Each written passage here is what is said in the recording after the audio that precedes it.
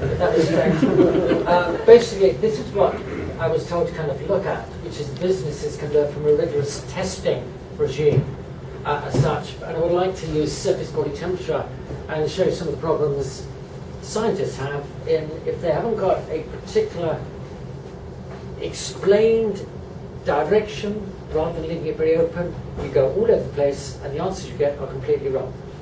Or in your case, we're doing too much data, and it's meaningless in the end. So I'm hoping I can show that. But the data I'll be using is from these three lads, mainly Joel, Jal, and Sean, as such. And hopefully it will go through it. This is a paper I did years ago with Prof. McCarthy and Suras, as such. This is just breaking up age groups. We've got 36 roughly for the dear old neonatal early infancy as such, and 36.8 for the females. And then we go right the way through to kind of late adolescence, and we notice the girls are a little bit hotter than that of the boys. But you know, come to young adults, they're still just as hot as we say.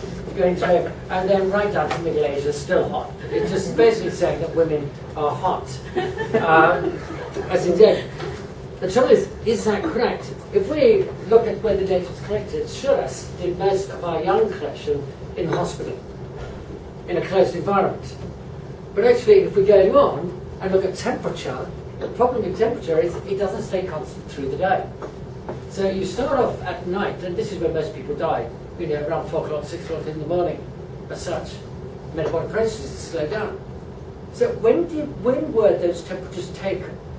In other words, if you're not very precise in what you're looking for in business, or you haven't got a very tight protocol, you're going to end up with data which is possibly wrong. So that paper, which was printed about 2006, may in fact be actually incorrect. And our knowledge of temperature may be incorrect, because we weren't making a big beeline to when was that data actually collected as such.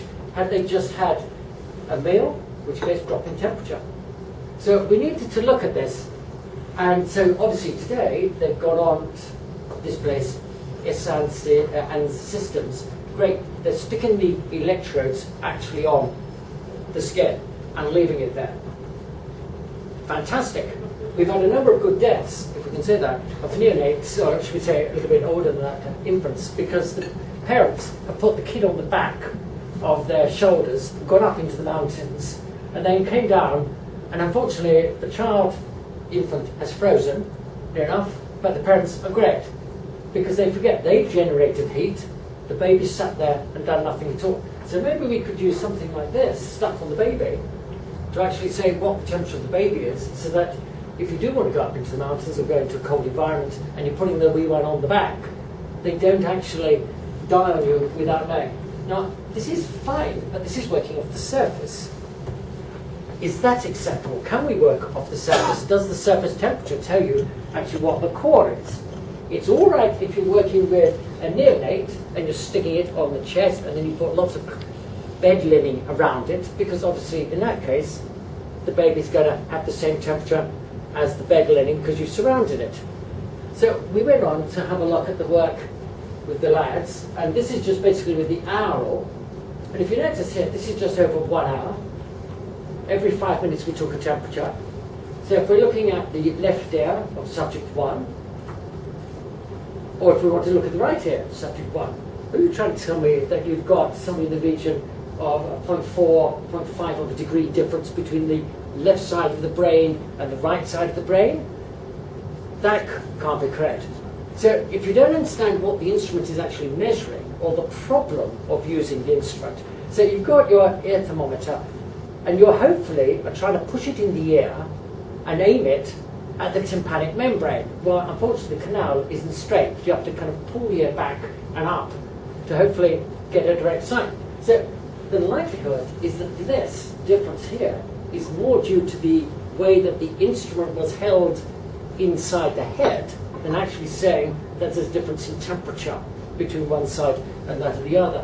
Whereas if we look at the other person, we've got some very interesting. 1 minute is up to about 37.6. Then we're down to 36.8. You're practically a degree difference over 1 hour. That again, you would start to get worried about, because you shouldn't be changing your body temperature that degree in 1 hour. And these values were mainly taken in the afternoon.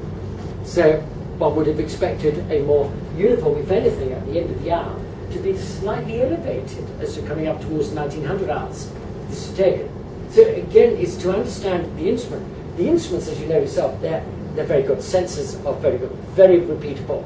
We've taken those sensors out, I've tested them against black bodies, highly repeatable. The problem is either the person or the one using the equipment isn't always that good. And if you've got your inventions coming into play, you've got to look not necessarily at the instrument, but who's actually using it, and whether that's going to produce changes as we go on. So what we then thought was, right, can we now, we've got the hour temperature, which is a fantastic instrument, but you've got a problem if you don't align it properly onto the air. It's very repeatable. Work we've done is usually a difference between 0.1 to 0.2 of a degree between the left and the right, and it's highly repeatable. So we thought, not everyone likes something stuck in their ear, and they sometimes react to that. So can we just scan it straight across the side of the head? So we then looked at the fluke and basically took the temperature of the temporal region and looked at against the maximum aural temperature. If you look at the left, the right, recorded the highest and had a look. And if you see that, it's not really very correlated. As you can see by the distribution of this, like, the aural temperature changes, but not really so much that of the temporal. So we then did a bland Orban plot to actually see, well, 95% of the data appears between these two, shall we say, standard deviations, plus or minus. 95% grey. However, if you look at that, 2 degrees, 2.0, that could be fatal. If we're working, say, 36 degrees and it's 2 out, that's 38.2. Well, at 36, you will give drugs for cancer. 38, you will not give drugs because they've got a fever. So basically what this is saying is, if you do the right experiments, your instruments may be incorrect. It's nice to do a scan across because you're not touching the baby, or you're not trying to, I mean, with babies, sometimes it's a rectal thermometer. You stick a rectal thermometer up someone's backside and you push too hard, you've got bleeding, not recommended. You stick something in someone's ear, again, the baby, they're gonna move.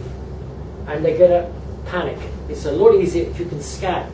But at the moment, the scanning does not show a good, shall we say, result. The equipment is excellent. The trouble is you're dealing with people and they don't always relate across.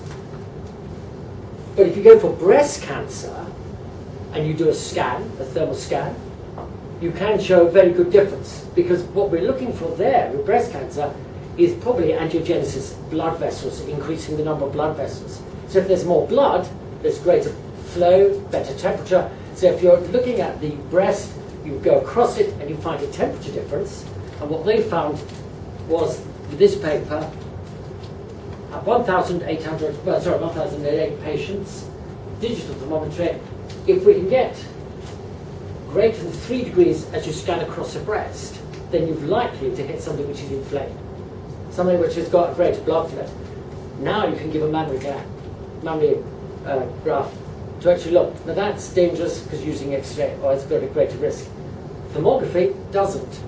So in that case, if you're looking for something static, a temperature difference, thermography is great. So again, it's a matter of knowing the equipment you're using, what you want it for. So they basically got some in the region with this of 84% predictive value positive, that you need to go on and take further analysis that they've got probably a breast tumour in that respect, without any invasive surgery, without any X-ray addition, very safe method.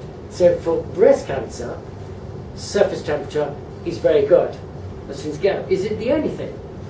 Well, this group over here, Arthur, was coming up with, can we remotely test people, in this case, by setting them on a table saw using an algorithm, and can we see temperature differences? So if we pre-program, what can we get? Well, they basically were using this to look for a super threshold as such, in a pathological state, obviously. They used it on the lower legs, because it's one of the great things when you're out in the forces, you keep training And unfortunately, they sometimes forget that if you increase the intensity as well as the, shall we say, duration, then you're going to end up with shin splints or some sort of pathology. So we had one of our lads running for the London Marathon, doing training, and usually we used to run about 80 miles a week in the old days. He was fantastic. He went up to 100, 120 miles, and he nearly ended up in a wheelchair because he basically ended up with shin splints. A few years ago, someone did end up in a wheelchair. They trained too much too quickly. So this sort of thing is very beneficial. They've got 500 thermograms, and they can basically pre-program now and work out. Again, this is shin splints inflammation. So it's a hot area, and it's okay for that. If we then go and have a look at this idea, they've tried to work out how long it takes to stabilize using this thermogram, because usually if we're taking a picture of someone, we'd like to know, can we take an image straight away, or do you have to equilibrate to the environment we're in? Different temperatures, different environments. People vasoshatta. If it's cold, your body will naturally come into action and close down, because you don't want to lose heat and die. So the point is, how long does it take? Well, they reckoned 10 minutes as such. Okay, let's have a look at this lot. This is some of the team was working with. We had a look at this. This one was in a hot day. If anything, we were sweating. So we not got 10 minutes. It's actually fluctuated, as you would expect. Homeostasis. You haven't got a set temperature. You fluctuate as the body tries to regulate. So what we're trying to say here is, unless you understand the environment you're working in, unless you've got an understanding of the instruments and what you're trying to measure, you could end up spending a lot of money and getting nowhere. And then it might be useful to have a word with, say, someone from university, but then you've got to be careful who you're asking for and are they qualified in that particular field. Otherwise, again, you're wasting your money. Once things go. So it's more research that you need. That one, obviously, it was a very cold day. They dropped temperature. But notice it's not kind of straight. It fluctuates a bit, depending on how people are coping. Another two people. Interesting, if you notice, one's phase shifted in relation to the other one. Age difference. So this is, I think this was myself. So I'm about nearly 60. That was the lad. And that takes you down at about 18, 20 in that respect. We tend to do it completely nude so that there's no effect at all from the underwear coming in to play. Body temperature near enough straight away. Some effect on the legs depends very much on what they are experiencing. But then you've got some people who've got problems in the hands coming into play. Raynaud's. Myself, on the other hand, for once, didn't respond to that temperature. Usually they go thermally amputated. Another paper, Brazilian type, they wear underwear, but that's tight there and across there. So it could be affecting the blood flow lower down. But they've gone for square boxes. And therefore they're trying to say, well, look, there's temperature differences. But is that useful from a medical point of view? Are you going to have the injury in that place? So yes, we can show differences, but is actually going to help you in the long range. We know a lot about females. They have a lot more fat, subdermal fat. So that's an insulator. So they could therefore have a smaller surface area, a colder surface area to that of the male. Male has a higher metabolic rate. Therefore, you'd expect them to have a higher temperature. Number of variables. You've got to know what you're dealing with. And then this one, again, people who don't understand words. It should be sex, basically. Their gender is, as you're probably well aware, is how I feel. I might be female today, tomorrow I might be male. Whereas my sex, obviously, it doesn't change in that respect. So, and then again, they've gone for these so-called areas to have a look at. And if you notice there, this time, average skin temperature greater than that of the women to begin with. This could simply be subdermal fat. But unless you know what's happening, and unless we start looking at this, this is, say, 10 minutes, 20 minutes in. But is that of any good to us? What we're looking at the moment is to say, actually, from a research point of view, and where I'd want anyone who's going in to fund things, is it's all right if you want information to do a static picture, a 20-minute in or a 10-minute in for information.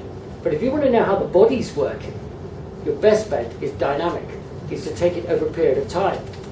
Because often we find if people have a problem, they've either lost the variability of that signal or it's become too wide as such. So a change in the variability of the temperature is more important than that necessarily of what the body temperature is.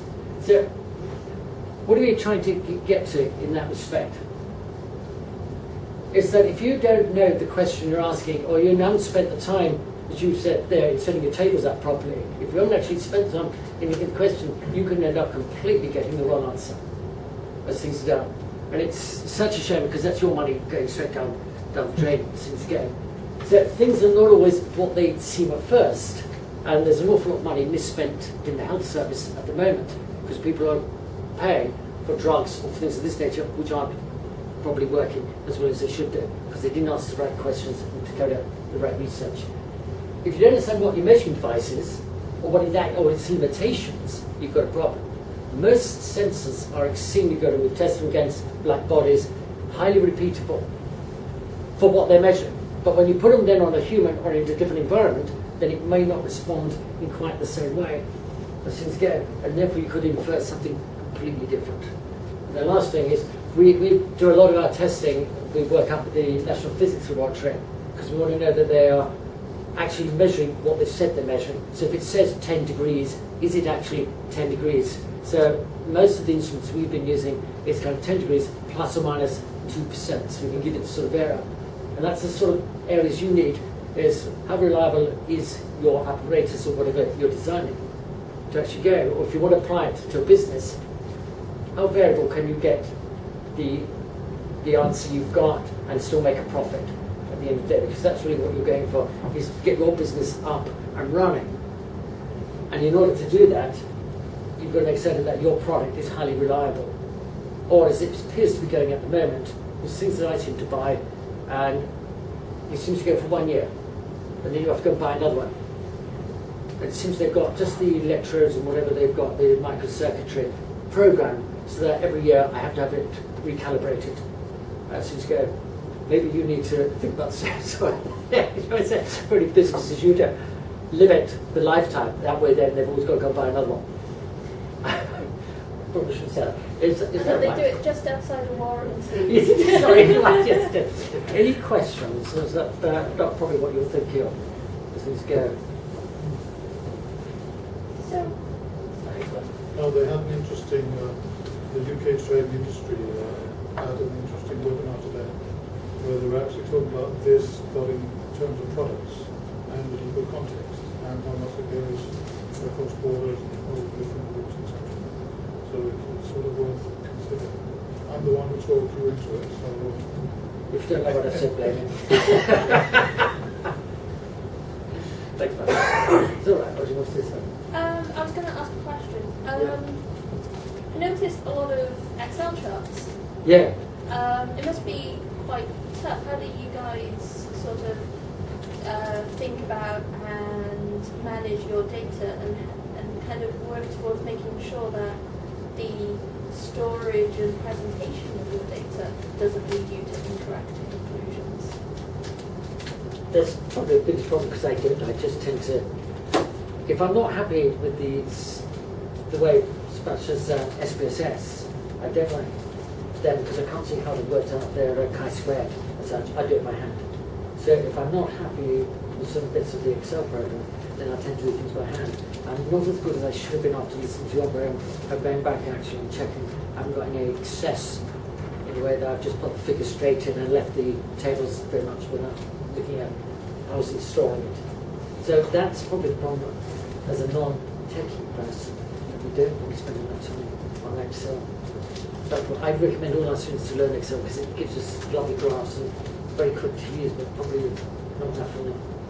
So I need to go back to school actually, or I should. Does anybody else have any more questions? Yes. So is your role to test these temperature? To check if people were dozing as such at the wheel, try then sound an alarm. We look at it in relation to comfort as such. If we look at the amount of heat coming through or sweat as such, we can use that for working in a care home, in the sense that often people have a poor sphincter control. And so if they have slightly wet themselves, we can send a note through to the care home assistant so that they can then go and change that person so they're not sitting in wet clothing, because that's going to give you a bed sore as such. We're looking at means of, can we measure using, rather than temperature sensors, more like pressure sensors, fidgets. Because obviously if the seat's any good, then you shouldn't necessarily need to fidget too much. So we look at the kind of degree of fidgeting, and to give that as an idea of the comfort of the seat. But on the other hand, if you're dealing with someone who's in a wheelchair, then if they're not fidgeting enough, then maybe you can actually get the seat to change by changing the air, shall we say, in different parts of the cell.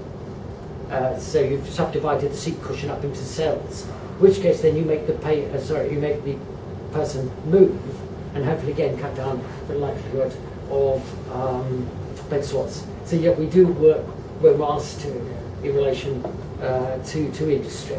But the trouble is, as you're probably well aware, you're looking sometimes at a quick turnaround, profit-based, whereas the university, people like myself, I'm looking at kind of Popper's type approach, which is can I falsify, can I find out where it doesn't work? Because I learn something when it doesn't work, whereas if all I'm doing is just getting it to work again, I haven't learned anything new.